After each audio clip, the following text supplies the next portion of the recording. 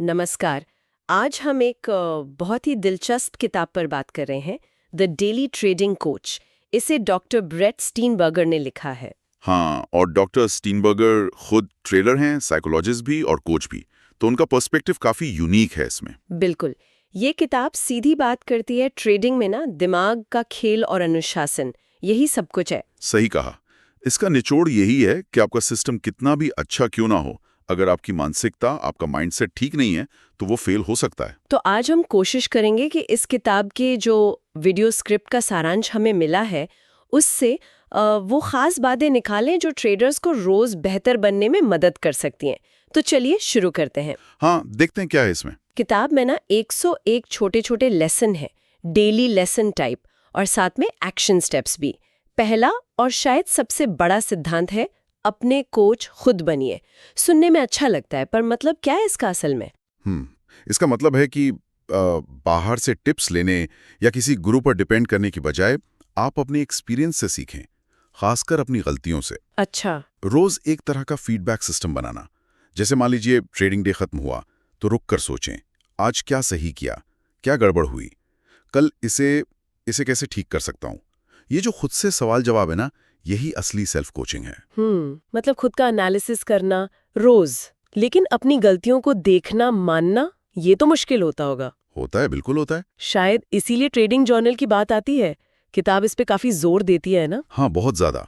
और ये सिर्फ वो प्रॉफिट लॉस लिखने वाली डायरी नहीं है, बिल्कुल नहीं। अच्छा। इसका असली मकसद है ये नोट करना कि जब आप ट्रेड ले रहे थे या काट रहे थे, तो दिमाग में क्या चल रहा था, कौन सी फीलिंग्स थी, क्या डर लग रहा था। हाँ, जैसे डर के मारे कहीं जल्दी तो नहीं निकल गए।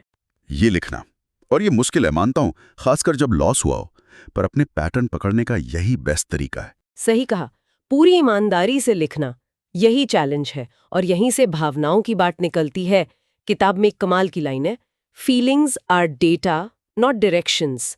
भावनाएं सिर्फ डेटा है, दिशा नहीं। ये थोड़ा समझाएंगे? हाँ, ये बहुत ही पावरफुल आइडिया है। मतलब देखिए, डर लगना या गुस्सा आना या लालच आना, ये सब नेचुरल है। ट्रेडिंग में ये होता है। ये भावनाएं आपको सिग्नल दे रही हैं, जानकारी दे रही हैं, पर जरूरी नहीं कि आप उस सिग्नल पर तुरंत रिएक्ट करें, उसे हुक्म मान लें। ओके। जैसे अगर लगातार लॉस से गुस्सा आ रहा है, तो ये डेटा है। ये बता रहा है कि शायद आपको स्क्रीन से उठ जाना चाहिए, ब्रेक लेना चाहिए, ना कि गुस्से में आकर रिवेंज ट्रेडिंग करनी चाहिए। अच्छा। तो किताब कहती है, अपनी फीलिंग्स को पहचानो, समझो वो क्यों आ रही हैं, और फिर सोच समझकर फैसला लो, भावनाओं में बहकर नहीं। ये तो मतलब प्रैक्टिस की बात है। रोज ध्यान देना होगा, अपनी फीलिंग्स को देखना, फिर एक्ट करना। बिल्कुल, प्रैक्टिस। क्या इसके लिए कोई कॉन्क्रीट तरीका भी बताया है, जैसे क्या करें उस मोमेंट में? हाँ, कुछ सुझाव हैं। जैसे जब कोई तेज भावना महसूस हो, जैसे गुस्सा या डर, तो स्क्रीन से हट जाओ, कुछ गहरी सांसें लो, अपनी बॉडी पर ध्यान दो। क्या दिल तेज धड़क रहा है, मसल्स टाइट हैं, ये सब डेटा है। और जर्नल यहाँ फिर काम आता है। आप बाद में शांत दिमाग से लिख सकते हैं कि क्या हुआ था, क्यों हुआ था। कमाल है। ये सब कहीं ना कहीं अनुशासन और रूटीन से जुड़ता है। किताब इस पर भी बहुत जोर देती है। कहती है कि कामयाब ट्रेडर्स के पास कोई जादुई तरीका नहीं होता, बल्कि एक अनुशासित रूटीन होता है, बोरिंग सा रूटीन। हाँ, और वही बोरिंग रूटीन कमाल करता है, क्योंकि वो भावनाओं को साइड में रखकर प्रोसेस पर फोकस करने में मदद करता है। जैसे रोज सुबह मार्केट खुलने से पहले तैयारी करना, अपना प्लान देखना, शायद ट्रेडिंग से पहले 5 मिनट मेडिटेशन करना या सिर्फ शांत बैठना। ये छोटी छोटी आदतें हैं, लेकिन मिलकर बहुत बड़ा फर्क डालती हैं। ये आपको ऑटो पायलट पर भावनाओं के हिसाब से बहने से रोकती हैं। मतलब कंसिस्टेंसी, अनुशासन, यही कुंजी है। और ये हमें आखिरी पॉइंट पर लाता है, लगातार सुधार, कंटिन्यूअस इंप्रूवमेंट। ये सिर्फ स्किल सुधारने की बात नहीं है, शायद ये मानसिक सुधार भी है। बिल्कुल बिल्कुल। हर दिन एक मौका है अपनी मेंटल टफनेस बढ़ाने का, इमोशंस को बेहतर मैनेज करने का, खुद को और गहराई से समझने का। रोज बस खुद से ये कमिटमेंट करना कि आज मैं कल से थोड़ा सा बेहतर बनूंगा। ये किताब कोई फिलॉसफी नहीं है, ये एक प्रैक्टिकल गाइड है रोजमर्रा के इस्तेमाल के लिए। तो संक्षेप में कहें तो 5 मुख्य बातें हैं।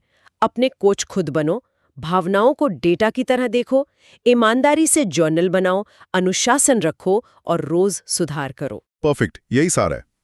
और ये किताब ना पूरी तरह से सेल्फ इम्प्रूवमेंट और खुद का कोच बनने पर फोकस करती है। हाँ। लेकिन यहाँ एक सवाल दिमाग में आता है, सोचने लायक, कि ट्रेडिंग जैसी मुश्किल और तनाव भरी चीज में क्या सिर्फ अपने अंदर देखना काफी है? मतलब बाहरी मदद, जैसे कोई मेंटर हो या कोई कम्युनिटी हो, उसका क्या रोल होना चाहिए? कैसे बैलेंस करें अपनी अंदर की आवाज और बाहर से मिलने वाली सलाह के बीच? ये एक दिलचस्प सवाल है सोचने के लिए।